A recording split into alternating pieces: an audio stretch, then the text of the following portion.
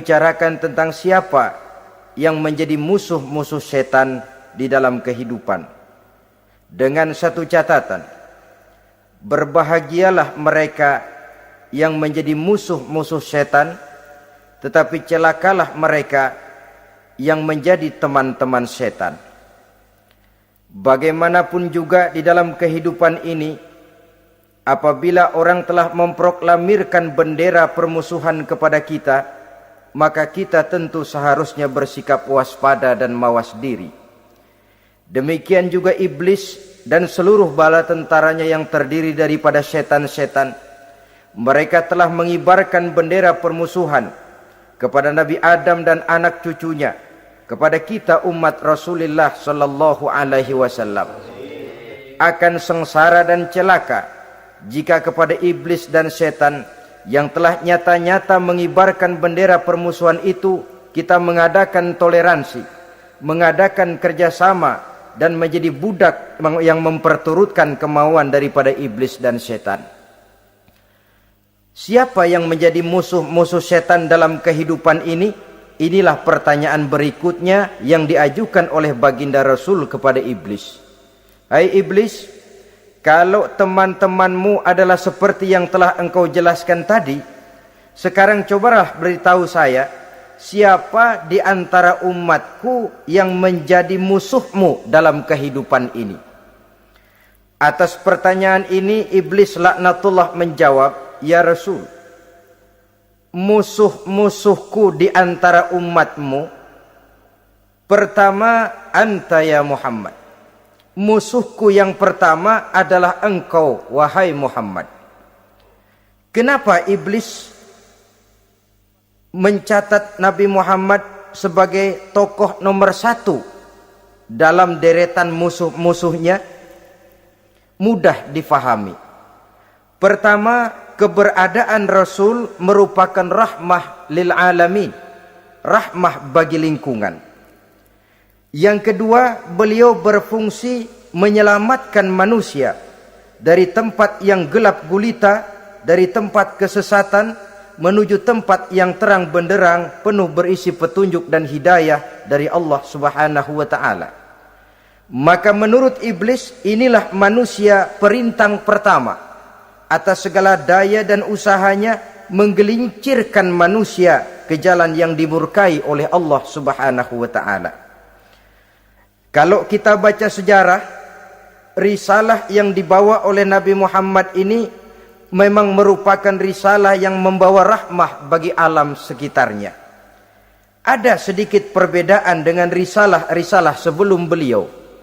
Sepertinya risalah yang dibawa oleh para rasul terdahulu itu mempunyai efek yang langsung pada kehidupan di dunia ini. Nabi Nuh misalnya menyampaikan agama.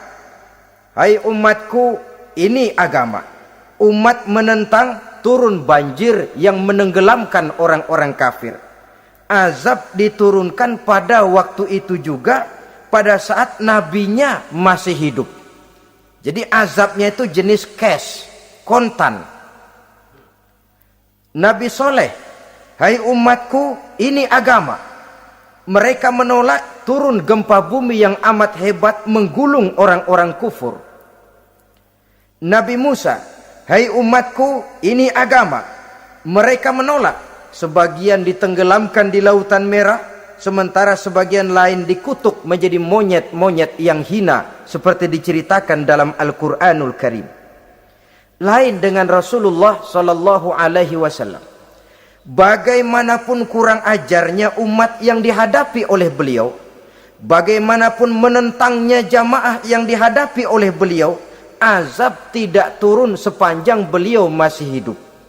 Ini merupakan jaminan dari Allah, wa ma kana Allahu liyu'azzibahum wa anta fihim. Allah sama sekali tidak akan menurunkan azab selama engkau wahai Muhammad masih hidup di tengah-tengah umatmu. Jadi keberadaan Nabi Muhammad merupakan jaminan keselamatan bagi umatnya. Selama beliau masih hidup, azab tidak turun bagaimanapun kurang ajarnya umat. Di sini sedikit bedanya dengan nabi-nabi terdahulu. Juga perbedaan dalam pola dakwah. Nabi Nuh ketika dakwahnya ditolak oleh umat, keluar doanya meminta umatnya ditenggelamkan.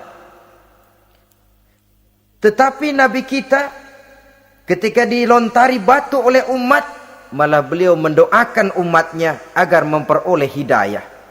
Oleh sikap yang semacam ini, wajar lalu iblis menganggap Nabi Muhammad sebagai musuh ranking pertama. Yang kedua, siapa musuhmu di antara umatku? Yang kedua kata iblis, musuhku Muhammad imamun adil, pemimpin yang adil. Itu yang akan menjadi musuhku di dunia ini. Putus asa iblis menghadapi pemimpin yang adil. Tipu dayanya tidak terkena. Segala tingkah polanya tidak diperturutkan. Imam yang adil, pemimpin yang adil merupakan musuh daripada iblis laknatullah alaih. Apa sebabnya? Karena pemimpin yang adil mempunyai dampak dalam kehidupan di dunia ini. Melindungi orang banyak, menenteramkan orang banyak. Makin aman, tentram, tenang situasi dan kondisi, makin mudah orang melaksanakan ibadah.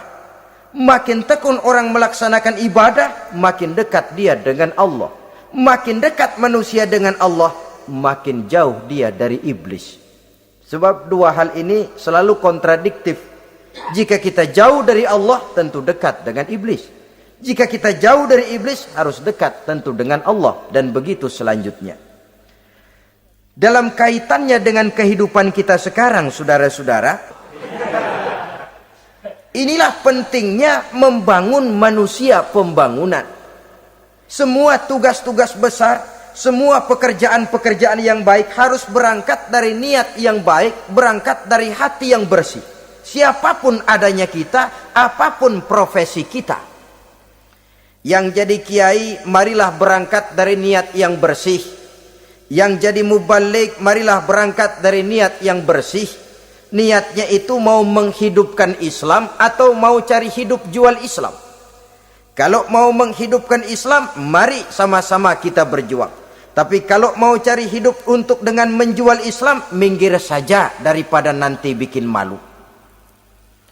Yang mengurus masjid, mari berangkat dari niat yang bersih.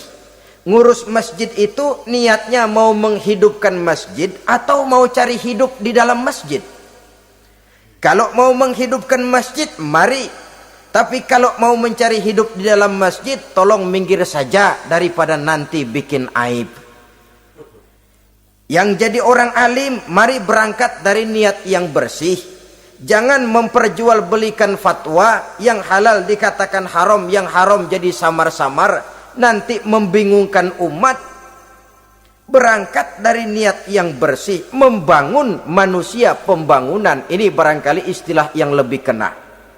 Saudara-saudara kaum muslimin rahimakumullah. Setiap kita pada hakikatnya punya bakat.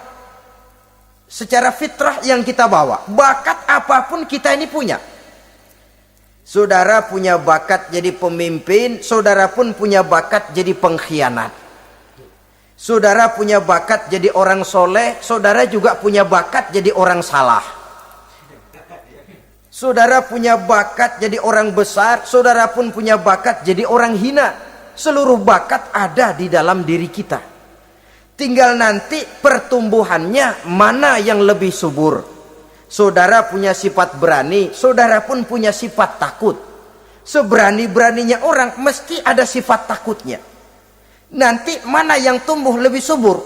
Kalau takutnya tumbuh lebih subur, dia akan jadi orang penakut. Kalau beraninya yang tumbuh lebih subur, dipupuk oleh lingkungan, pendidikan dan sebagainya, dia akan tumbuh jadi orang pemberani. Oleh karena itu, agama merupakan lingkungan yang subur untuk menumbuhkan benih-benih yang baik yang kita bawa bersamaan dengan lahirnya kita ke alam dunia ini. Setiap kita, saya, saudara, punya bakat jadi pemimpin, punya bakat jadi pengkhianat, punya bakat jadi pengabdi, punya bakat jadi koruptor, punya bakat jadi pemelihara, punya bakat jadi perusak.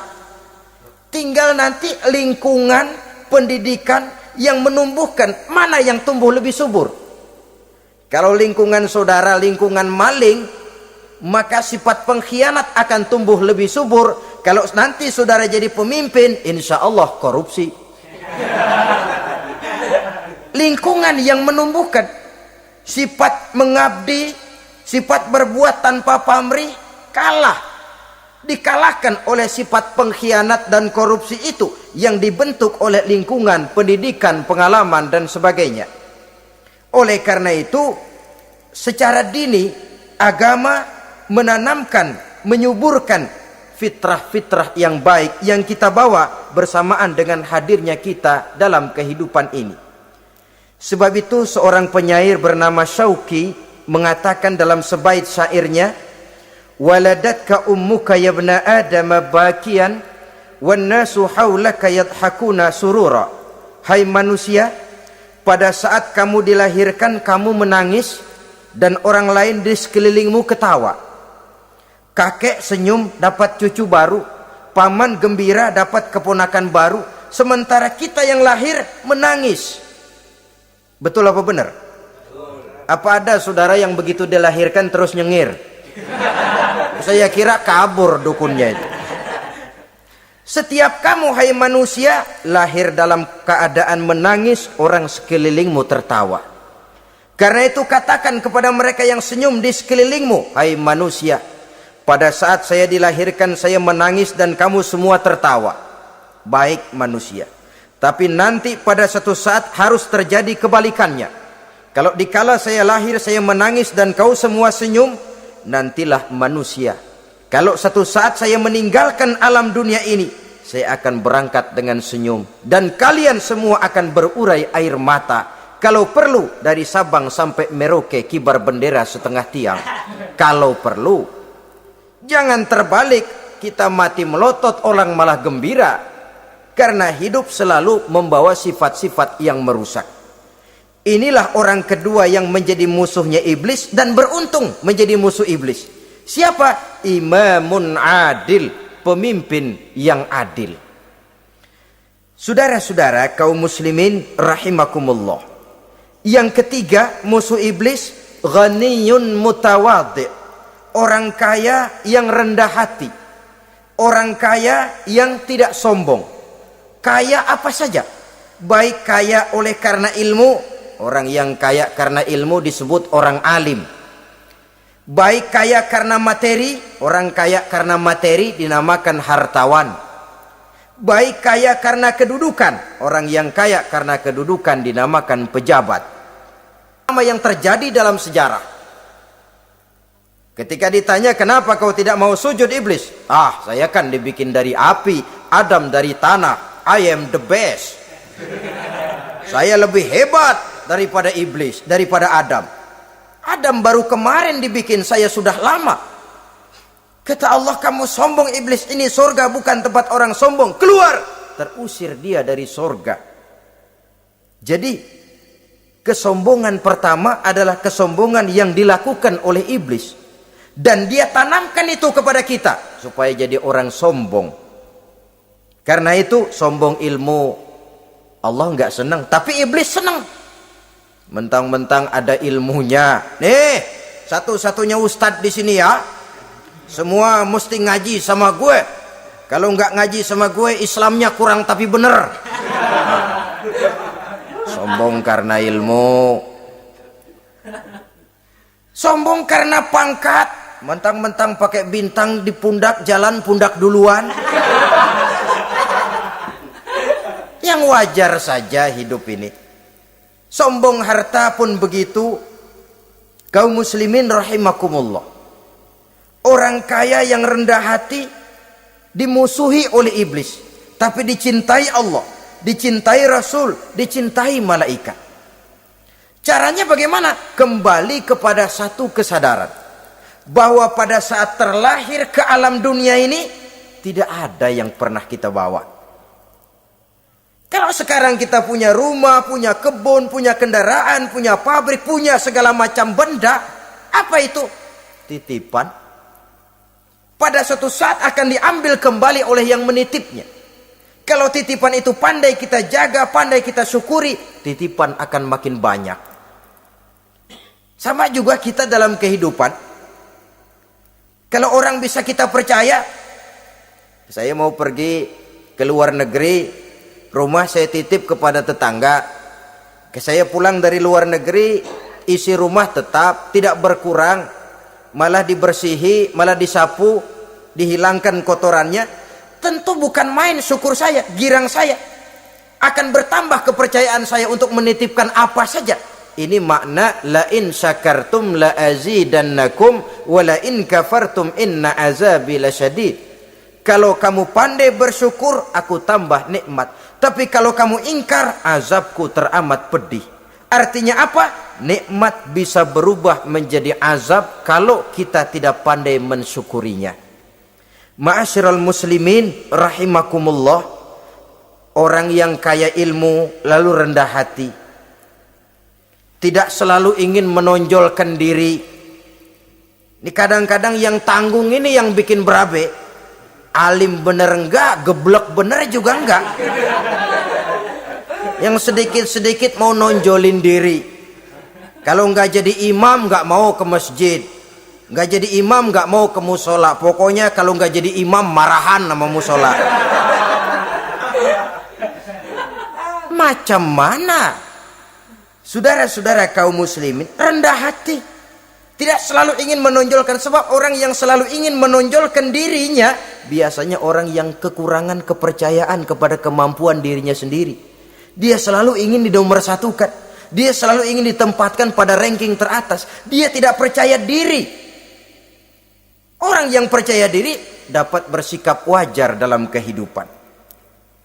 Begitu juga kaya karena harta, dengan menyadari bahwa harta bagaimanapun banyaknya titipan dari Allah.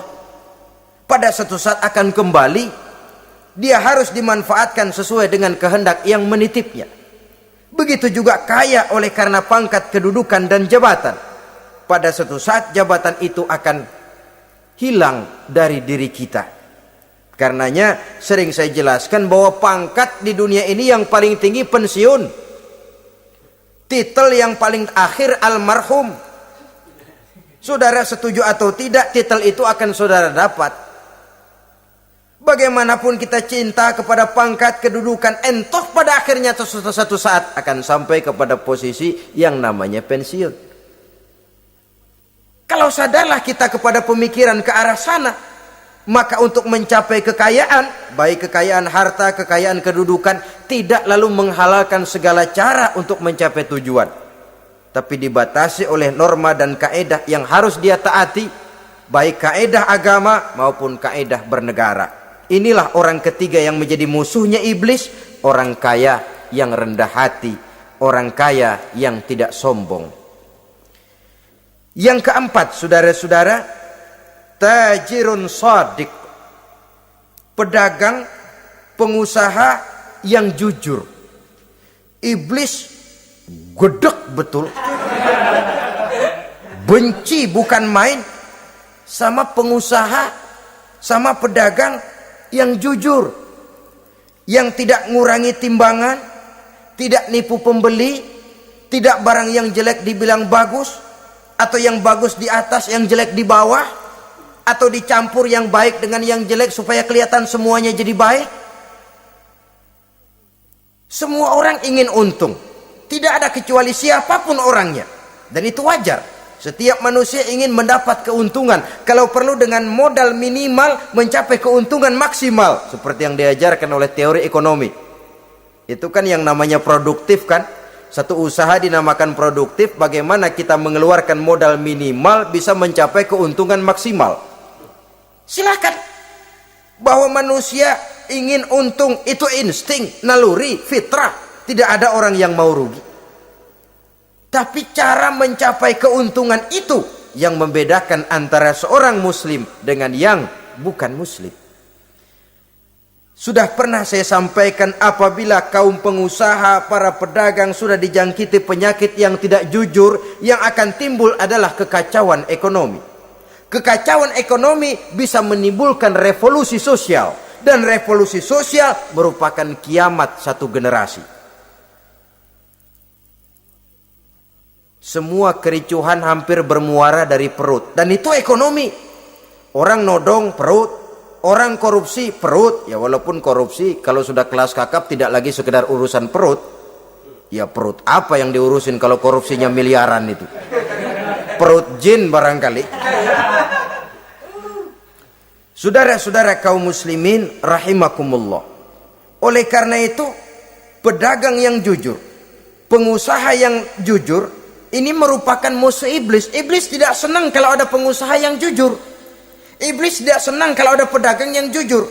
Tapi iblis akan tepuk tangan kalau pedagang sudah selingkuh, kalau pengusaha sudah nipu. Ada orang bilang, sekarang mah kalau jujur-jujur bener nggak makan apa-apa dong kita. Sebab katanya jangan lagi nyari yang halal, sekarang ini yang haram aja seret. Rupanya sering masang undian nggak pernah kena. Lalu bilang jangan yang halal, yang haram aja nggak kena-kena katanya. Sebenarnya bukan itu masalahnya, saudara-saudara. Bukan itu masalahnya. Masalahnya ialah bahwa kejujuran membawa keberkahan. Ini kalau kita berpikir dengan kacamata agama. Keberkahan merupakan sumber ketenangan. Dan ketenangan ini tidak bisa dibeli dengan materi yang bagaimanapun banyaknya. Walaupun kita punya percetakan duit, ketenangan itu nggak bisa dibeli. Jangankan cuma punya duit banyak, percetakan duit saudara punya, mau membeli ketenangan yang berasal dari keberkahan, sulit. Jadi kejujuran membawa keberkahan, keberkahan membawa ketenangan.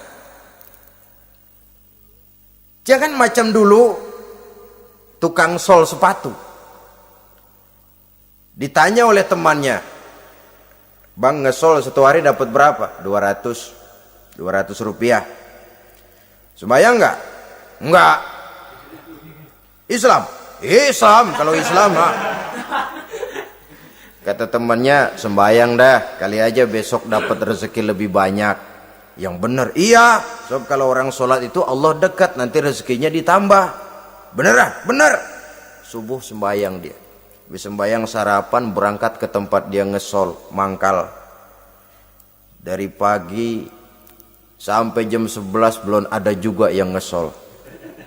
Mulai bimbang hatinya. Katanya kalau sembayang rezeki tambah. Tadi sembayang subuh sampai gini hari belum ada yang ngesol. Cobaan kali, sabar. Datang sholat zohor. Habis zohor nunggu lagi, belum juga ada yang datang ngesol. Udah mau pulang hampir maghrib, baru datang satu orang dandanin sendal jepit putus.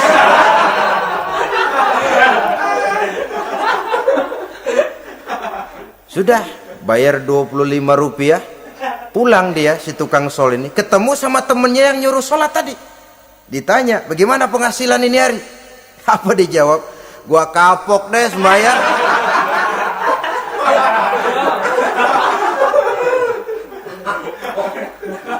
Kemarin nggak sembahyang dapat 200, sekarang begitu sembahyang jigo.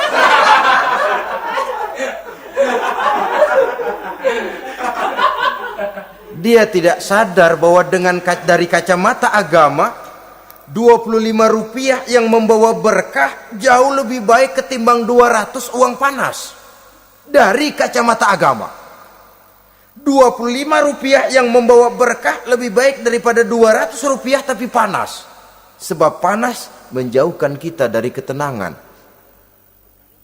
Itulah sebabnya maka pedagang yang jujur, pengusaha yang jujur menjadi musuh setan dan beruntung. Sekarang jadi pengusaha jujur-jujur nggak dapat proyek, Pak. Kalau nggak bisa semir semur. Padahal agama sudah menjelaskan ar-rashi wal murtashi finnar. Orang yang nyogok dan orang yang disogok dua-duanya neraka. Kenapa? Join termasuk ta'awanu 'alal ismi wal udwan. Bertolong-tolongan dalam berbuat dosa dan kesalahan. Kalau hadiah, lain hadiah. Kalau sodakoh lain sodakoh. Tapi yang namanya semir, suap, ar-rashi wal murtashi finnar. Saudara-saudara kaum muslimin rahimakumullah. Jadi pedagang yang jujur, pengusaha yang jujur merupakan salah satu roda perekonomian. Kegoncangan ekonomi akan menimbulkan dampak sosial yang sangat luas dan kompleks. Yang pada giliran puncaknya, dampak paling negatifnya, dia sanggup menggerakkan terjadinya revolusi sosial. Bukankah sebagian besar gerak hidup manusia dimotivasi oleh keinginan untuk mempertahankan kelangsungan hidup? Dan kelangsungan hidup artinya mulut. Mulut itu artinya perut, dan itu artinya makan. Setelah itu mungkin baru pangan, baru sandang, baru dia berpikir pakaian dan sebagainya. Jadi karena dia merupakan penggerak roda ekonomi, pedagang yang jujur, pengusaha yang jujur mutlak diperlukan dalam kehidupan ini. Sebab sekali lagi, kejujuran akan membawa keberkahan, keberkahan memberikan ketenangan dalam kehidupan. Oleh karenanya kita umat Islam, biarin duit kita banyak, asal berkah. Itu tentu idealnya. Ketimbang dikit tidak berkah, lebih baik ia banyak, ia berkah. Dan keberkahan itu datang lewat kejujuran. Kejujuran ini sudah dicontohkan oleh Rasul pada saat beliau berniaga ke negeri Syam. Dikala berumur 9 tahun, bahkan dikala berumur 25 tahun, seketika membawa dagangan